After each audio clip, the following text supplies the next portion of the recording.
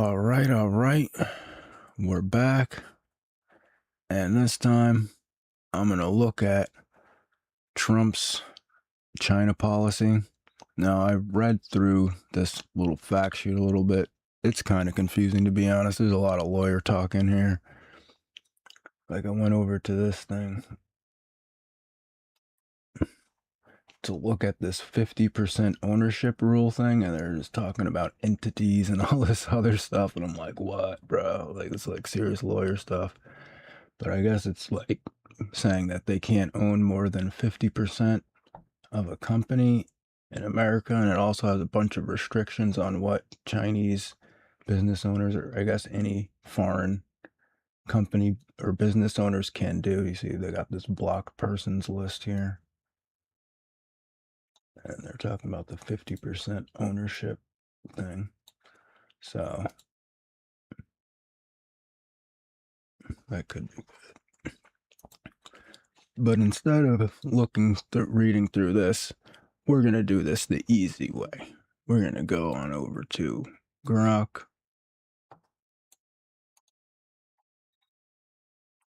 And we're just going to ask Grok,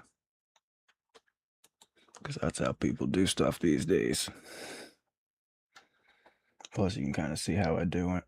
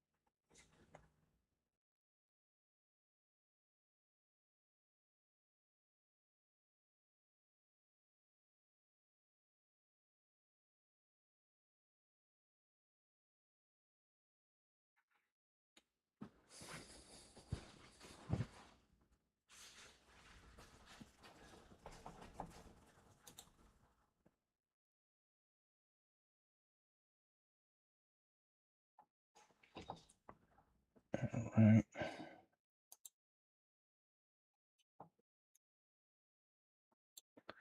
Let's look at what this says. And then compare it to what they say. All right.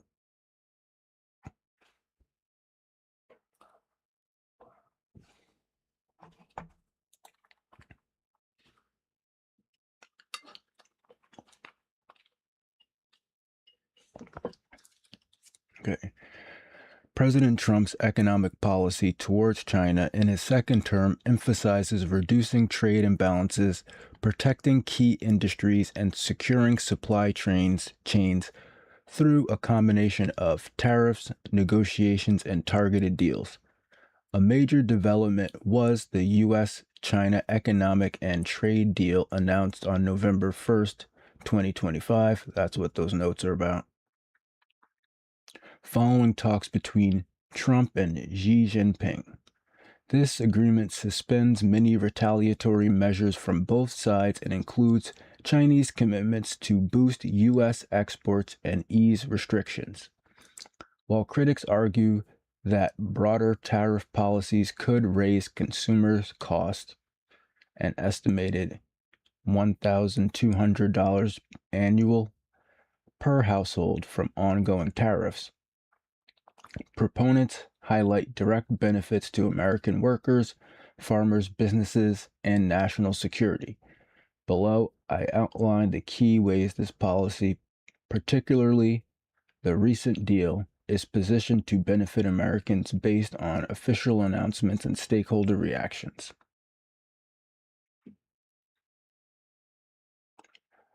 Always got those stakeholders. All right, yeah. Okay. A core pillar of the policy is expanding markets access for U.S. agricultural exports, which supports jobs in farming and related sectors, employing over 22 million Americans. Increased purchases of U.S. goods. China committed to buying at least 12 million metric tons of U.S. soybeans in late 2025, rising to 25 million metric tons annually through 2028. It will also resume purchases of U.S. sorghum and hardwood softwood logs, while opening markets to other products like chicken, wheat, corn, cotton, pork, beef, fruits, vegetables, and dairy.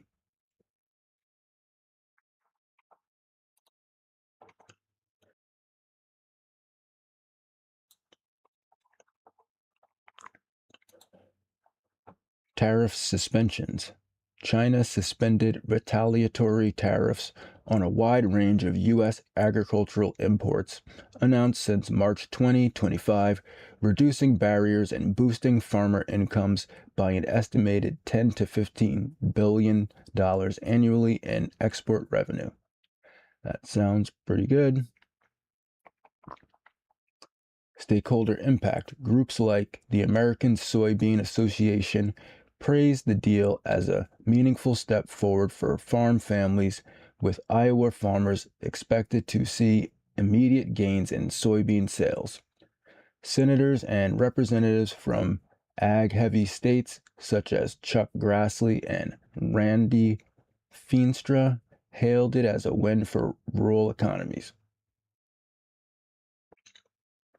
Okay, the policy aims to reduce U.S. reliance on China for critical inputs, enhancing economic resilience and supporting domestic production.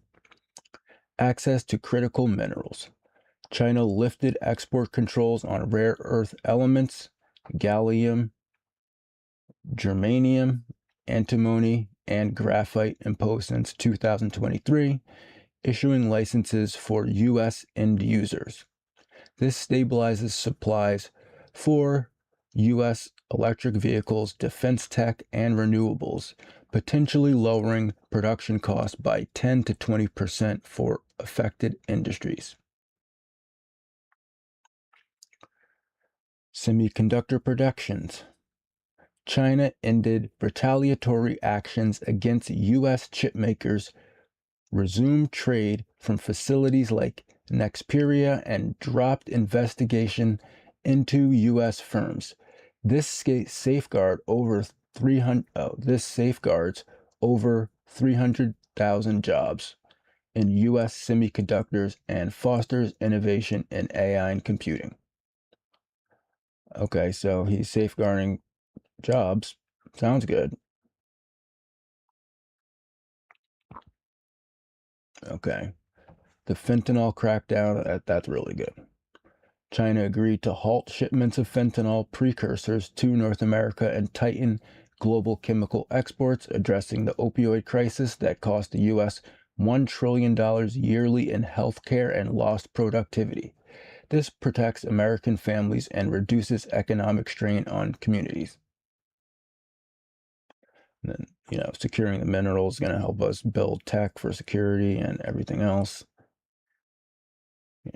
The tariff relief should lower costs. Okay.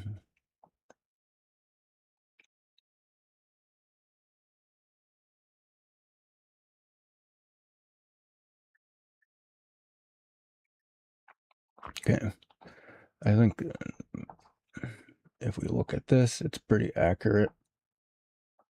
It says right here, like what we'll be doing. We'll be lowering tariffs that we're supposed to stop fentanyl since they're agreeing to just stop sending it over here.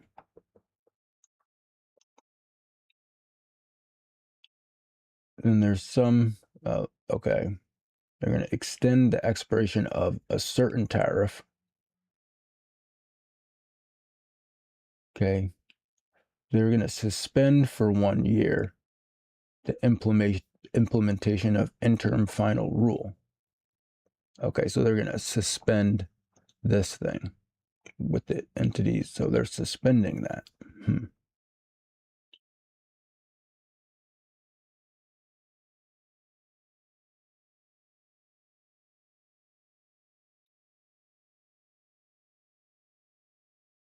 So they're suspending the 50% ownership rule, huh? Okay. United States will suspend for 1 year. Pursuant. Investigations on China's targeting the maritime, logistics, and shipbuilding sectors for dominance.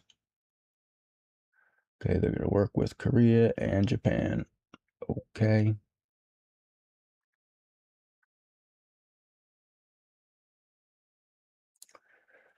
Okay, in Japan, President Trump announced the major projects advancing Japan's previous $550 billion investment commitment to the United States to further revitalize the U.S. industrial base, signed a landmark critical minerals agreement with Japan, secured historic purchases of U.S. energy from Japan, and deepened cooperation to combat illegal drug trafficking. Okay. In the Republic of Korea, the president secured billions in landmark commitments. Is that money or what is that? Billions of commitments? Okay. Including investments to support American jobs, further America's energy dominance, promote American leadership in the technology revolution, and build a U.S. Korea maritime partnership. All sounds pretty good. Okay. Now, there's one thing I want to see. I'm going to ask Grok. Okay.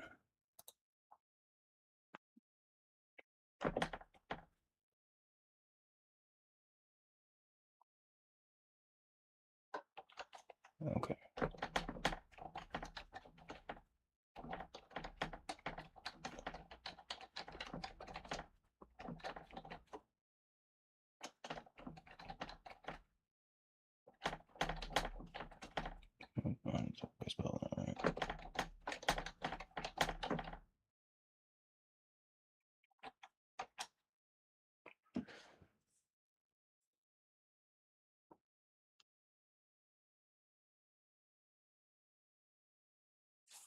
I'm not going to read through this whole thing out loud.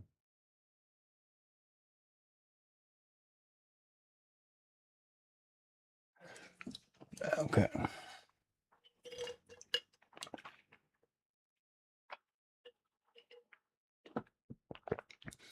Following Trump's October 2025 meeting with President Xi in South Korea, which yielded the U.S. China economic and trade deal, the administration pivoted to thaw relations. Visa increase proposal. Trump announced plans to issue 600,000 student visas F1 and J1 to Chinese nationals over the next 2 years, more than doubling current levels. This was framed as a goodwill gesture to avoid insulting China and to sustain U.S. universities, which Trump warned would go to hell very quickly without international tuition. Okay. Rationale. Trump argued it supports smaller colleges reliant on foreign enrollment. A 10% drop can cost $3 billion system-wide and fosters diplomatic ties amid tariffs and trade pacts.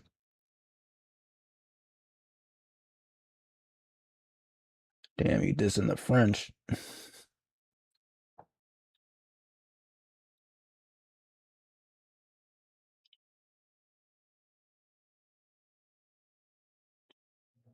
Yeah. Possible communist spies. Mm-hmm. And they are going to be.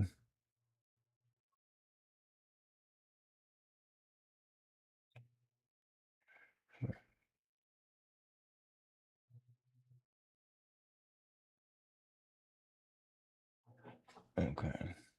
Let's see what those student visas look like.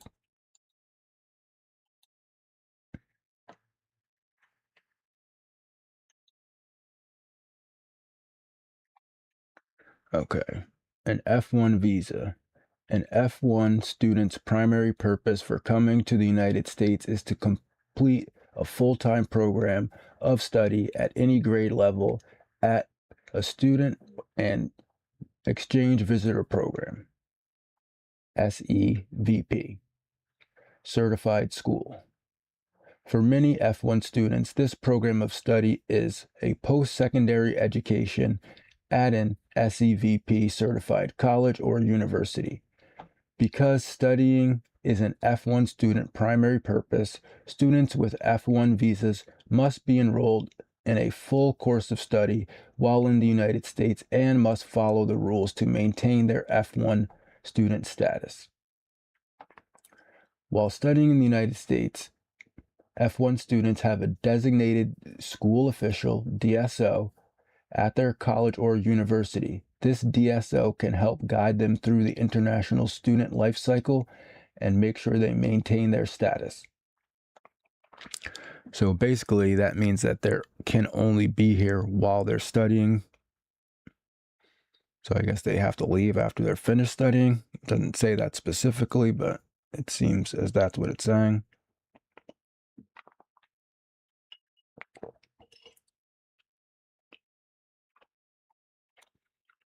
Okay, so the J1 college and university student program is one of the 15 J1 program categories. J1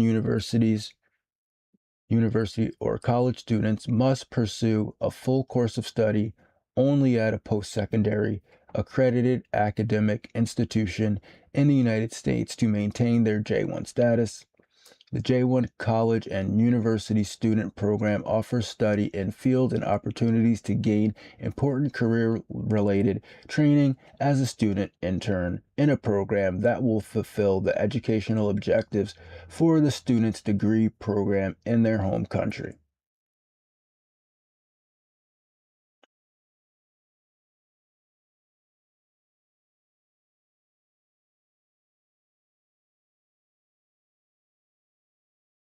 Okay, so I guess this is the one where they're training them and then sending them back. But are they paying? I guess they're paying because they're just getting a visa. They're not. This doesn't say anything about scholarships.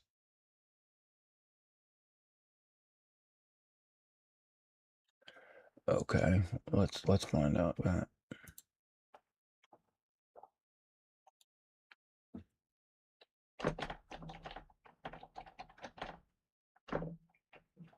Oh, whoops. Got that.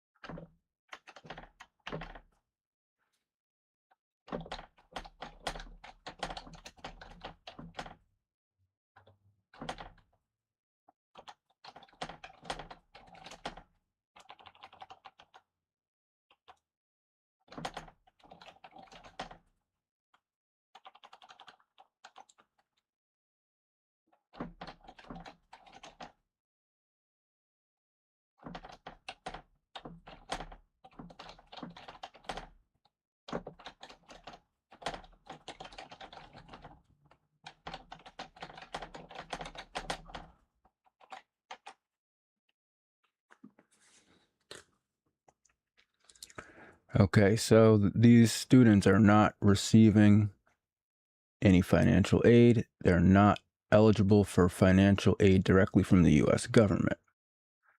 Okay. Are they receiving? Spell it right wrong.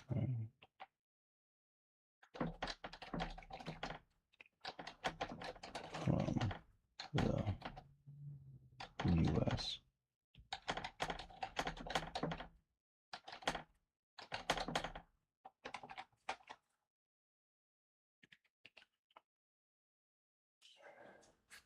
Okay, so they are receiving financial aid from the universities. Some Chinese F1 and J1 students do receive financial aid directly from U.S. universities, but it is far from universal, and the vast majority still pay full price. Okay. So about 75% are going to be paying fully. And then basically PhDs and top undergraduates might get a scholarship.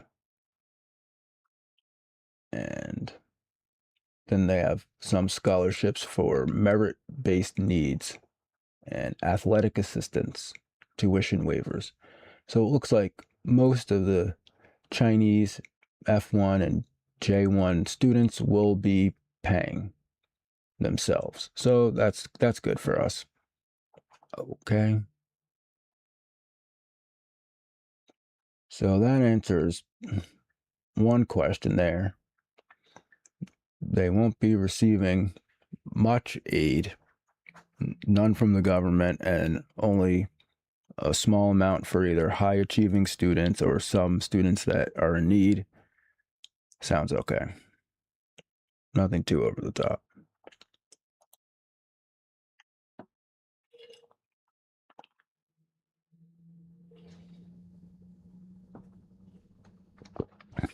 Okay. Will the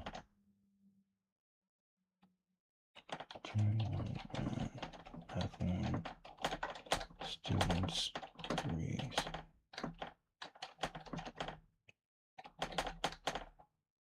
green cards after studying?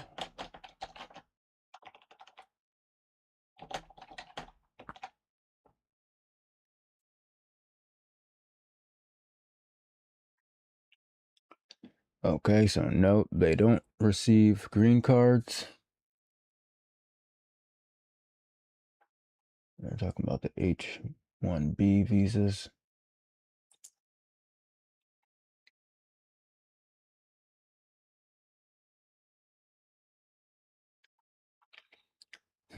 I guess if they're in the STEM field, it's possible.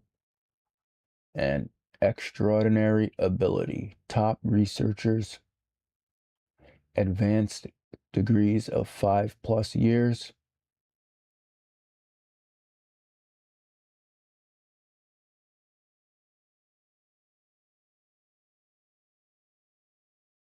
Family sponsorship.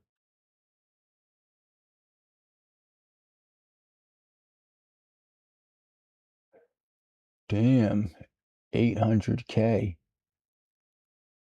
So if they pay 800K, then they become a EB5 investor.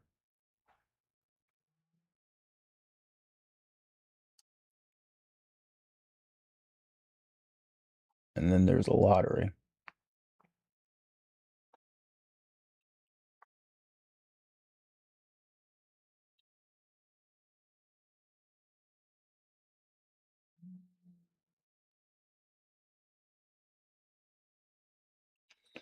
Okay, so basically it looks like they're going to be trying to scoop up some of the top people, but that's about it. They're not going to keep everybody. Everybody's not getting like scholarships or anything like that. In fact, most of them will be paying the universities, so that should lower the cost for American students. So that's pretty good.